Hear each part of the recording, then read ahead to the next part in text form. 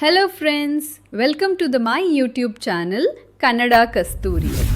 ನಿಮಗೆ ನಮ್ಮ video daily ಬೇಕಂದ್ರೆ ವಿಡಿಯೋಗೆ ಲೈಕ್ ಮಾಡಿಕೊಂಡು ಕನ್ನಡ ಕಸ್ತೂರಿ ಚಾನೆಲ್ಗೆ ಸಬ್ಸ್ಕ್ರೈಬ್ ಮಾಡಿ.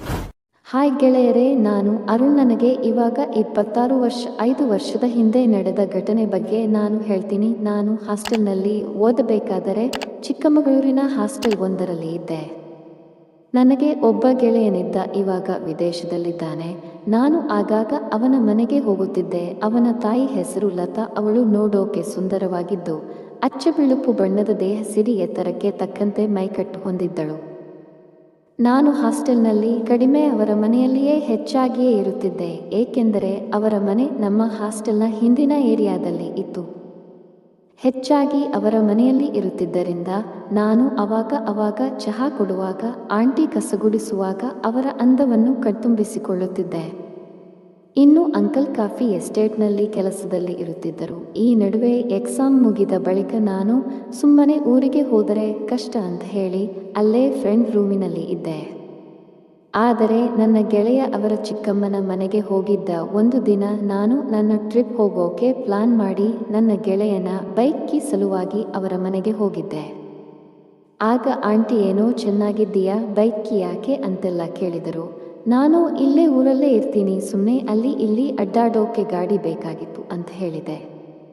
ಅವರು ಹುಷಾರಾಗಿ ಓಡಿಸಿಕೊಂಡು ಅಡ್ಡಾಡು, ನನ್ನ ಮಗನಿಗೆ ಹೇಳಿದ್ದೀಯಾ ಅಂತ ಕೇಳಿದರು.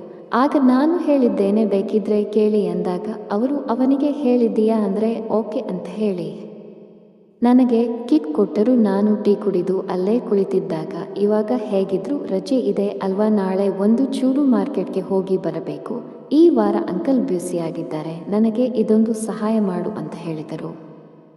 ನಾನು ಇದೊಳ್ಳೆ ಟೈಮ್ನಲ್ಲಿ ಸಿಕ್ಕಾಕೊಂಡೆ ಅಂತ ಮನಸ್ಸಲ್ಲೇ ಅಂದುಕೊಳ್ಳುತ್ತಾ ಸರಿಯಾಯಿತು ಅಂತ ಹೇಳಿದೆ. ಆಮೇಲೆ ನನ್ನ ಟ್ರಿಪ್ 2 ದಿನ ಮುಂದಕ್ಕೆ ಹಾಕಿದೆ. ಮರುದಿನ ನಾನು ಮನೆಗೆ ಗಾಡಿ ತಗೊಂಡು ಹೋದೆ. ಹೀಗೆ ಆಂಟಿ ಕೂಡಬೇಕಾದರೆ ಅವರ ಹಿಲ್ಸ್ ಚಿರಿದು ನನ್ನ ಹಿಡಿದುಕೊಂಡು ನನಗೆ ಮೈಯಲ್ಲಿ ವಿದ್ಯುತ್ ಹರಿದಂತೆ ಆಯ್ತು. ನಾನು ನಿಧಾನಕ್ಕೆ ಕೂತ್ಕೊಳ್ಳಿ ಅಂತ ಹೇಳಿದೆ. ಅವರು ಸರಿ ಅಂತ ಹೇಳಿದ್ರು. ಆಮೇಲೆ ನಾನು ಮಾರ್ಕೆಟ್ಗೆ ಗಾಡಿ ತಗೊಂಡು ಹೋಗಬೇಕಾದರೆ ಅಂಕಲ್ ಕಾಂತ ಎಲ್ಲಿ ಹೋಗಿದ್ದಾರೆ ಅಂತ ಕೇಳಿದೆ. ಅವಾಗ ಅವರು ಅವರದು ಯಾರೋ ಬಿಸಿನೆಸ್ ಪಾರ್ಟ್ನರ್ ಬಂದಿದ್ದಾರೆ ಅಂತ ಬೇಗ ಹೋಗಿದ್ದಾರೆ, ಇವಾಗೆಲ್ಲ ಅವರು ನನ್ನ ಕೈಗೆ ಸಿಗ್ತಾನೆ ಇಲ್ಲ ಅಂತ ಹೇಳಿದ್ರು. ನಾನು ಸರಿ ಅಂತ ಹೇಳಿ ಸುಮ್ಮನೆ ಗಾಡಿ ಓಡಿಸ್ತಾ ಇದ್ದೆ. ಕೊನೆಗೆ ನಾವು ಮಾರ್ಕೆಟ್ನಲ್ಲಿ ಇಳಿದು ಎಲ್ಲ ಸಂತೆ ತಗೊಂಡು ಬರ್ತಾ ಇರಬೇಕಾದರೆ ಆಂಟಿ, ಇಲ್ಲೇ ಊಟ ಮಾಡಿಕೊಂಡು ಹೋಗೋಣ ಬಾ ಅಂತ ಹೇಳಿದ್ರು. ನಾನು ಬೇಡ, ಸುಮ್ಮನೆ ನಿಮಗೆ ಯಾಕೆ ತೊಂದರೆ ಅಂತ ಹೇಳಿದೆ. ಬಾರೋ ಪರವಾಗಿಲ್ಲ ಅಂತ ನನ್ನನ್ನು ಒತ್ತಾಯ ಮಾಡಿ ಹೋಟೆಲ್ಗೆ ಕರ್ಕೊಂಡು ಊಟಕ್ಕೆ ಹೋದರು. ಅದು 2 ಅಂತಸ್ತಿನ ಹೋಟೆಲ್ ಆಗಿತ್ತು. ನಾವು ಕೆಳಗಡೆ ಕೂತ್ಕೊಂಡು ನಮಗೆ ಏನು ಬೇಕು ಅದನ್ನು ತಿಂತಾ ಇರಬೇಕಾದರೆ ಅಂಕಲ್ ಮೇಲಿಂದ ಯಾವುದೋ ಹೆಂಗಸಿನ ಜೊತೆ ಕೆಳಗೆ ಬಂದರು. ಅವರಿಬ್ಬರು ನೋಡೋಕೆ ಕ್ಲೋಸ್ ಇರೋರ ಥರ ಕಾಣುತ್ತಿತ್ತು. ನಾನು ಆಂಟಿ ಅಲ್ಲಿ ನೋಡಿ ಅಂಕಲ್ ಅಂತ ಹೇಳಿದಾಗ ಆಂಟಿ ಅವರಿಬ್ಬರ ವರ್ತನೆ ನೋಡಿ ಸುಮ್ಮನೆ ಇರು, ನಾನು ಅವರನ್ನು ನೋಡಿದ್ದೇನೆ ಅಂತ ಹೇಳಿದರು. ಆಮೇಲೆ ಅವರು ಕಾರು ಚಾಲು ಮಾಡಿಕೊಂಡು ಹೋಗಬೇಕಾದರೆ ಆಂಟಿ, ಲೋ ಗಾಡಿ ತೆಗೆಯೋ, ನನ್ನ ಮುಂದೆನೇ ಸುಳ್ಳು ಹೇಳಿದ್ದಾರೆ, ನಿಮ್ಮ ಅಂಕಲ್ ಅವರನ್ನ ಹಿಂಬಾಲಿಸು ಅಂತ ಹೇಳಿದರು. ನಾನು ಬೇಗನೆ ಕೈ ತೊಳ್ಕೊಂಡು ಬಿಲ್ ಕೊಟ್ಟು ಗಾಡಿ ಸ್ಟಾರ್ಟ್ ಮಾಡಿದೆ. ಕಾರು ಮಿಸ್ ಆಗಿತ್ತು. ಆದರೆ ಸ್ವಲ್ಪ ದೂರ ಬಂದ ಮೇಲೆ ಅದೇ ಕಾರು ಮೆಡಿಕಲ್ ಶಾಪ್ ಮುಂದೆ ನಿಂತಿತ್ತು. ಅಂಕಲ್ ಏನೋ ತಗೊಂಡು ಜೇಬಿನೊಳಗೆ ಇಟ್ಕೊಂಡು ಕಾರು ಸ್ಟಾರ್ಟ್ ಮಾಡಿದರು. ನಾವು ಅದನ್ನ ನೋಡ್ತಾ ಇದ್ದೆವು. ಅವಾಗ ಆಂಟಿ ಆ ಕಾರನ್ನು ಫಾಲೋ ಮಾಡುವಂತೆ ಹೇಳಿದಾಗ ಆ ಕಾರು ಕೆಲ ಹೊತ್ತಿನ ಬಳಿಕ ಆ ಕಾರು ಬೇರೆ ಏರಿಯಾದಲ್ಲಿನ ಒಂದು ಮನೆ ಮುಂದೆ ನಿಂತಿತ್ತು. ಅಂಕಲ್ ಹೆಂಗಸು ನಗಾಡುತ್ತಾ ಒಳಗೆ ಹೋಗಿ ಬಾಗಿಲು ಹಾಕಿಕೊಂಡರು. ನಾನು ಗಾಡಿ ನಿಲ್ಲಿಸಿದೆ. ಆಮೇಲೆ ಆಂಟಿ, ನಾನು ಸುಮ್ಮನೆ ಆ ಮನೆಯನ್ನು ಒಂದು ಸುತ್ತು ಹಾಕಬೇಕಾದರೆ ಒಳಗಿನಿಂದ ತಮಾಷೆ ಮಾಡ್ತಾ ನಗಾಡುತ್ತಿರುವ ಶಬ್ದ ಕೇಳ್ತಾ ಇತ್ತು. ಆಮೇಲೆ ನಾವಿಬ್ಬರು ಸ್ವಲ್ಪ ಹೊತ್ತು ಅಲ್ಲೇ ನಿಂತಾಗ ಚಪ್ಪಾಳೆ ಹೊಡೆದ ಹಾಗೆ ಶಬ್ದ ಬರೋಕೆ ಸ್ಟಾರ್ಟ್ ಆಯಿತು. ಆಗ ಆಂಟಿ ಒಮ್ಮೆದೊಮ್ಮೆ ಸಿಟ್ಟಿಗೆದ್ದು, ನಡೆಯೋ ಮನೆ ಕಡೆ ಹೋಗೋಣ ಹೇಳಿದ್ರು. ನಾನು ಯಾಕೆ ಅಂತ ಕೇಳಿದಾಗ, ಇವಾಗ ತೆಗಿತೀಯೋ, ನಾನು ಆಟೋದಲ್ಲಿ ಹೋಗಬೇಕಾ ಅಂತ ಕೇಳಿದ್ರು. ನಾನು ಸರಿ ಅಂತ ಗಾಡಿ ಚಾಲು ಮಾಡಿದೆ. ಆದರೆ ಆಂಟಿ ಮನೆ ಬರುವವರೆಗೂ ಏನು ಮಾತಾಡಲಿಲ್ಲ. ಕೂಡಲೇ ಬಾಗಿಲು ತೆಗೆದು ಒಳಗಡೆ ಹೋಗಿ ಅಳ್ತಾ ಕೂತಿದ್ರು. ನಾನು ದಿಕ್ಕು ತೋಚದೆ ಅಲ್ಲೇ ಹೊರಗಡೆ ಸೋಫಾ ಮೇಲೆ ಕೂತಿದ್ದೆ. ಕೊನೆಗೆ ಧೈರ್ಯ ಮಾಡಿ ಒಳಗೆ ಹೋಗಿ, ಹೋಗಲಿ ಬಿಡಿ, ಏನು ಮಾಡೋಕೆ ಆಗೋಲ್ಲ ಅಂತ ಹೇಳಿದೆ. ಆವಾಗ ಅವರು, ಇವಾಗ ನೀನು ಸುಮ್ಮನೆ ಇರ್ತೀಯಾ ಇಲ್ವಾ, ಅವರ ಮೇಲಿನ ಕೋಪಕ್ಕೆ ನಿನಗೆ ಬಾರಿಸಬೇಕಾ ಅಂತ ಕೇಳಿದ್ರು. ಸರಿ ಹೋಗಲಿ ಬಿಡಿ, ಇವಾಗ ಯಾಕೆ ಅಳ್ತಾ ಇದ್ದೀರಾ ಅಂತ ಕೇಳಿದೆ. ಆವಾಗ ಅವರು, ನಿಮ್ಮ ಅಂಕಲ್ ಏನು ಮಾಡುತ್ತಿದ್ದಾರೆ ಅಂತ ಇವಾಗ ಗೊತ್ತಾಯ್ತಲ್ಲ, ಅವರು ಬೇರೆ ಥರ ಬಿಸಿನೆಸ್ ಮಾಡ್ತಾ ಇದ್ದೆ ಅಂತ ಹೇಳಿದ್ರು. ನನಗೆ ಅದು ಮೊದಲಿಗೆ ಅರ್ಥ ಆಗಲಿಲ್ಲ. ಆಮೇಲೆ ನಾನು ಒಂದು ಸಲ ಎಲ್ಲ ವಿಚಾರ ಮಾಡಿ ಯೋಚಿಸಿದಾಗ ನನಗೆ ಅರ್ಥ ಆಯಿತು. ಆಗ ನಾನು ಇದಕ್ಕಿಂತ ಬೇರೆ ಒಳ್ಳೆಯ ಸಮಯ ಸಿಗೋದಿಲ್ಲ ಅಂತ ಮನಸ್ಸಲ್ಲೇ ಅಂದುಕೊಂಡೆ. ಆಮೇಲೆ ಇಂಥ ಜನನು ಇರ್ತಾರ ಮನೆಯಲ್ಲಿ, ಇಷ್ಟು ಸುಂದರವಾಗಿರೋ ಹೆಂಡತಿ ಜೊತೆ ಬಿಟ್ಟು ಬೇರೆಯವರ ಜೊತೆಗೆ ಹೀಗೆ ಮಾಡೋದು, ನಾನಾಗಿದ್ರೆ ಬೇರೆ ಇರ್ತಾ ಇತ್ತು, ಮನೆ ಬಿಟ್ಟು ಹೊರಗೆ ಹೋಗ್ತಾನೆ ಇರಲಿಲ್ಲ ಅಂತ ಹೇಳಿದೆ. ಆಗ ಆಕೆ ಸೀರೆ ತುದಿಯಿಂದ ಮೂಗು ಒರೆಸಿಕೊಳ್ಳಬೇಕಾದರೆ ನನಗೆ ಮತ್ತೆ ಅವರ ಅಂದ ಕಾಣ್ತಾ ಇತ್ತು. ಆವಾಗ ನಾನು ಅವನ್ನೇ ನೋಡ್ತಾ ಇದ್ದೆ. ಆಗ ಆಕೆ, ಏನು ನೋಡ್ತಾ ಇದ್ದೀಯಾ ನೀನು, ಇನ್ನು ಹೊರಡು, ನೀನು ನೋಡ್ತಾ ಇರೋದು ಸರಿ ಇಲ್ಲ, ನಾನು ನಿನಗಿಂತ ಜಾಸ್ತಿ ದೊಡ್ಡವಳು ಅಂತ ಹೇಳಿದರು. ನನಗೆ ಅದನ್ನು ಕೇಳಿ ಬೇಜಾರಾಯಿತು. ಕೊನೆಗೆ ಏನೋ ಮೊಂಡು ಧೈರ್ಯದಿಂದ ನಾನೇನು ನೋಡಬೇಕು ಅಂತ ನೋಡಿದ್ದಲ್ಲ, ಎಷ್ಟೇ ಆಗಲಿ ನಾನು ಕೂಡ ಅಲ್ವಾ ಅಂತ ಹೇಳಿದೆ. ಅವಳು ತುಸು ನಗುತ್ತು ಸುಮ್ಮನಾದಳು. ಆಮೇಲೆ ಅವರು ಟೀ ಮಾಡೋಕೆ ಅಂತ ಅಡುಗೆ ಮನೆಗೆ ಹೋದರು. ನಾನು ಇದೇ ಅವಕಾಶ ಎಂದುಕೊಂಡು ಹಿಂದೆ ಹೋಗಿ ಅವರನ್ನು ತಬ್ಬಿದೆ. ಅವರು ಸಿಟ್ಟಿಗೆದ್ದು, ನೋಡು ಸುಮ್ಮನಿರು, ಮೊದಲೇ ನನ್ನ ಮೂಡ್ ಸರಿ ಇಲ್ಲ, ಹೀಗೆಲ್ಲ ಮಾಡಿದ್ರೆ ಹೇಗೆ, ನೀನು ಮನೆಗೆ ಹೋಗು ಅಂತ ಮತ್ತೆ ಹೇಳಿದರು.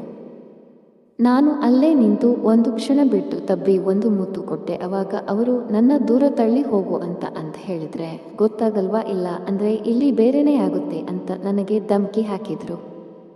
ನಾನು ಆಗ ಅಂಕಲ್ ಅಲ್ಲಿ ಏನು ಮಾಡ್ತಾ ಇದ್ದಾರೆ ಅಂತ ನನಗೆ ಗೊತ್ತು, ಯಾರು ಕೂಡ ಇಂತಹ ವಿಷಯ ಹೇಳಿಕೊಳ್ಳೋಕೆ ಆಗೋಲ್ಲ ನನಗೆ, ನೀವಂದ್ರೆ ಇಷ್ಟ, ನೀವು ಮನೆಯಲ್ಲಿ ನಗಾಡುತ್ತಾ ಇರಬೇಕು, ನೀವು ಹೀಗೆ ದುಃಖದಿಂದ ಇದ್ರೆ ಹೇಗೆ, ನಾನು ಏನು ಬೇಕಾದರೂ ನಿಮಗೆ ಸಹಾಯ ಮಾಡ್ತೀನಿ ಅಂತ ಹೇಳಿದೆ. ಅವರು, ನಾನು ಹೇಳಿದ್ದು ನೋಡಿ, ಸ್ವಲ್ಪ ವಿಚಾರ ಮಾಡಿದಂತೆ ಮಾಡಿ ನನ್ನ ಮುಂದೆ ಬಂದು, ಆಯ್ತು ನೋಡಪ್ಪ, ಅದೇನು ಮಾಡ್ತೀಯೋ ಮಾಡು, ಆದರೆ ಯಾರಿಗೂ ಹೇಳಬೇಡ ಅಂತ ಹೇಳಿದ್ರು. ನಾನು ಇನ್ನೇನು ಶುರು ಮಾಡಬೇಕು ಅಂತ ಅನ್ನುವಷ್ಟರಲ್ಲಿ ಕಾಲಿಂಗ್ ಬೆಲ್ ಶಬ್ದ ಆಯಿತು. ನಾನು ಕೂಡಲೇ ಹೊರಗೆ ಹೋಗಿ ಹಾಲಲ್ಲಿ ಕುಳಿತೆ. ಆಂಟಿ ನನ್ನ ಹಿಂದೆ ಬಂದು ಬಾಗಿಲು ತೆಗೆದರು. ಬಾಗಿಲು ತೆಗೆದು ನೋಡಿದಾಗ ಹೊರಗಡೆ ಅಂಕಲ್ ಬಂದಿದ್ರು. ನನಗೆ ಫುಲ್ ಶಾಕ್ ಆಯಿತು. ಆಗ ಅವರು, ಅರುಣ್ ನೀನೇನು ಇಲ್ಲಿ ಅಂತ ಕೇಳಿದ್ರು. ನಾನು ಉತ್ತರ ಹೇಳಬೇಕು ಅನ್ನುವಾಗಲೇ ಆಂಟಿ ಟಿವಿ ಕೇಬಲ್ ಸರಿಯಾಗಿ ಬರ್ತಾ ಇರಲಿಲ್ಲ, ಅದಕ್ಕೆ ಫೋನ್ ಮಾಡಿದ್ದೆ. ಕೇಬಲ್ ಆ ಕಡೆ ತುದಿ ಈ ಕಡೆ ತುದಿ ಕಟ್ ಮಾಡಿ ಮತ್ತೆ ಜೋಡಿಸಿದ, ಹಾಗಾಗಿ ಸ್ವಲ್ಪ ಬಾಗಿಲು ಮುಚ್ಚಿದ್ದೆ ಅಂತ ಹೇಳಿದ್ರು.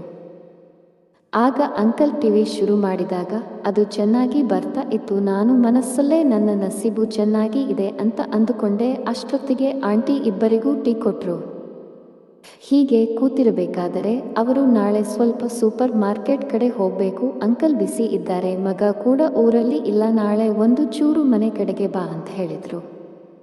ನಾನು ಬೇರೆ ಕೆಲಸ ಇದೆ ಅಂತ ಹೇಳಿದಾಗ, ಅಂಕಲ್ ಅದೇನು ಮಹಾನ್ ಕೆಲಸ ಮಾಡ್ತೀಯ, ಅದೇ ಊರು ಸುತ್ತೋದು ತಾನೇ, ಹಾಗೆ ಹೋಗುವಾಗ ಅವರನ್ನು ಕರ್ಕೊಂಡು ಹೋಗಿ ವಾಪಸ್ ಮನೆಗೆ ಕರ್ಕೊಂಡು ಬಂದು ಬಿಡು ಅಂತ ಹೇಳಿದ್ರು. ನಾನು ಸರಿ ಅಂತ ಹೇಳಿ ಅಲ್ಲಿಂದ ಹೋದೆ. ಆದರೆ ಆ ದಿನ ನಾನು ಎಂಥ ಅವಕಾಶ ಬಂದಿತ್ತು, ಆದರೆ ಕೊನೆಗೆ ಕ್ಷಣದಲ್ಲಿ ಮಿಸ್ ಆಯಿತು. ನಾಳೆ ಒಂದ್ಸಲ ಹಾಗೆ ಟ್ರೈ ಮಾಡೋಣ ಅಂತ ವಿಚಾರ ಮಾಡ್ತಾ ಹಾಗೆ ಮಲಗಿದೆ. ಮರುದಿನ ಬೆಳಿಗ್ಗೆ 12 ಸುಮಾರಿಗೆ ಮನೆಗೆ ಹೋಗುವಾಗ ಮೆಡಿಕಲ್ ಶಾಪ್ಗೆ ಹೋಗಿ ಹೆಲ್ಮೆಟ್ ತಗೊಂಡು ಹೋದೆ. ಮನೆಗೆ ಹೋದಾಗ ಲತಾ ಬಂದು ಬಾಗಿಲು ತೆಗೆದು ಒಳಗಡೆ ಹೋದರು. ನಾನು ಅವರನ್ನು ಹಿಡಿದಿದ್ದೆ. ತಡೆಯೇ, ಯಾಕೋ ಗೊತ್ತಾಗಲ್ವಾ ನಿನಗೆ ಯಾವಾಗ ಏನು ಮಾಡಬೇಕು ಅಂತ ಹೇಳಿದ್ರು. ನನಗೆ ಸಡನ್ ಆಗಿ ಶಾಕ್ ಆಯಿತು. ಆಗ ಅವರು ಒಳಗಡೆ ಹೋಗಿ ರೆಡಿಯಾಗಿ ಬಂದು, ನಡಿ ಮಾರ್ಕೆಟ್ಗೆ ಹೋಗೋಣ, ಸ್ವಲ್ಪ ಕೆಲಸ ಇದೆ ಅಂತ ಹೇಳಿದ್ರು. ಆಗ ನಾನು, ನೀವು ನಿಜವಾಗಿ ಮಾರ್ಕೆಟ್ಗೆ ನನ್ನನ್ನು ಕರೆದ್ರೆ ನಾನು ಬೇರೆ ಏನೋ ಅನ್ಕೊಂಡಿದ್ದೆ ಅಂತ ಹೇಳಿದೆ. ಅವಾಗ ಅವರು, ಮೊದಲು ಈ ಕೆಲಸ ಮಾಡೋಣ, ಆಮೇಲೆ ಬೇಕಿದ್ರೆ ಅಂತ ಹೇಳಿ ಸುಮ್ಮನಾದರು. ನನಗೆ ಅಷ್ಟಕ್ಕೆ ಎಲ್ಲ ಗೊತ್ತಾಯಿತು. ನಾನು ಸರಿ ನಡೀರಿ ಹೋಗೋಣ ಅಂತ ಹೇಳಿ ಅವರನ್ನ ಮಾರ್ಕೆಟ್ಗೆ ಕರ್ಕೊಂಡು ಹೋಗಬೇಕಾದರೆ, ನಿನ್ನೆನೆ ಎಲ್ಲ ಆಗಿದೆ, ಚೆನ್ನಾಗಿತ್ತು, ಇನ್ಮುಂದೆ ನನಗೆ ನಸೀಬು ಎಲ್ಲ ಅಂತ ಮನಸ್ಸಲ್ಲೇ ಅಂದುಕೊಂಡು ಅವರಿಗೆ ಏನೋ ಅದನ್ನ ಕೊಡಿಸಿದೆ. ಅವಾಗ ಅವರು, ಯಾಕೋ ಹುಷಾರಿಲ್ವಾ, ಏನಾಗಿದೆ ಅಂತ ಕೇಳಿದ್ರು. ನಾನು ಏನಿಲ್ಲ, ಚೆನ್ನಾಗಿದ್ದೀನಿ ಅಂತ ಹೇಳಿದೆ. ಆಮೇಲೆ ಅವರನ್ನ ಮನೆಗೆ ಕರ್ಕೊಂಡು ಬಂದುಬಿಟ್ಟು ನಾನು ಹೋಗ್ತೀನಿ ಅಂತ ಹೇಳಿದೆ. ಆವಾಗ ಅವರು, ಯಾಕೋ ಸಪ್ಪೆ ಮುಖ ಮಾಡಿಕೊಂಡು ಇದ್ದೀಯ, ಒಳಗಡೆ ಬಾ, ಏನು ಬೇಕು ಅದು ಸಿಗುತ್ತೆ ಅಂತ ಹೇಳಿದ್ರು. ನನಗೆ ಆ ಮಾತಿನ ದಾಟಿ ಅರ್ಥ ಆಯಿತು. ನಾನು ಒಳಗಡೆ ಹೋದವನೇ ಚೀಲ ಇಟ್ಟು ಬಾಗಿಲು ಲಾಕ್ ಮಾಡಿದೆ. ಆಮೇಲೆ ಅವರನ್ನು ಒಳಗಡೆ ಕರ್ಕೊಂಡು ಹೋಗಿ ಏಕಾಂತದಲ್ಲಿ ಇಬ್ಬರು ಒಂದಾಗಿ ಬಿಟ್ಟೆವು. ಅವರು ಆಮೇಲೆ, ಲೋ, ನಿನ್ನ ಅಂಕಲ್ 5 ತಿಂಗಳಿಂದ ಮಾಡದೆ ಇದ್ದಿದ್ದನ್ನು ನೀನು ಮಾಡಿದೆ, ಸರಿಯಾಗಿಯೇ ಆಟ ಆಡ್ತೀಯ ನೀನು, ಬಲೆ ಕಿಲಾಡಿ ಕಣೋ ನೀನು ಅಂತ ಹೇಳಿದ್ರು. ನಾನು, ಹಾಗೇನೆಲ್ಲ ನೀವು ಮಾರ್ಗದರ್ಶನ ಕೊಟ್ಟಿಲ್ಲ ಅಂದರೆ ಇದೆಲ್ಲ ಸರಿಯಾಗಿ ಆಗ್ತಿತ್ತಾ, ನೀವು ಹೇಳಿದ ಹಾಗೆ ನಾನು ಮಾಡಿದ್ದು, ನನಗೆ ಸಹಾಯ ಮಾಡಿದ್ದಕ್ಕೆ ಥ್ಯಾಂಕ್ಸ್ ಅಂತ ಹೇಳಿದೆ. ಅವರು, ಥ್ಯಾಂಕ್ಸ್ ಯಾಕೋ, ನಾನೇ ನಿನಗೆ ಥ್ಯಾಂಕ್ಸ್ ಹೇಳಬೇಕು, ಯಾಕಂದ್ರೆ ನೀನೇ ಅಲ್ವಾ ನನಗೆ ಈ ಕಷ್ಟದಿಂದ ಹೊರಗೆ ಬರೋಕೆ ಸಹಾಯ ಮಾಡಿದ್ದು ಅಂತ ಹೇಳಿದ್ರು. ನಾನು ಸರಿ ಅಂತ ಹೇಳಿದೆ. ಇದಾದ ಬಳಿಕ ನಾವಿಬ್ಬರು ಸಮಯ ಸಿಕ್ಕಾಗಲೆಲ್ಲ ಒಂದಾಗುತ್ತಿದ್ದೆವು. ಇವಾಗ ನಾನು ಬೇರೆ ಊರಿನಲ್ಲಿ ಇದ್ದು ಊರ ಕಡೆಗೆ ಯಾವಾಗಾದರೂ ಹೋದಾಗ ಆ ಕಡೆ ಹೋಗಿ ಬರ್ತೇನೆ. ಫ್ರೆಂಡ್ಸ್, ನನ್ನ ಕತೆ ಇಷ್ಟವಾಗಿದ್ದರೆ ಒಂದು ಲೈಕ್ ಕೊಟ್ಟು ನಮ್ಮ ಚಾನೆಲ್ ಸಬ್ಸ್ಕ್ರೈಬ್ ಮಾಡಿಕೊಳ್ಳಿ.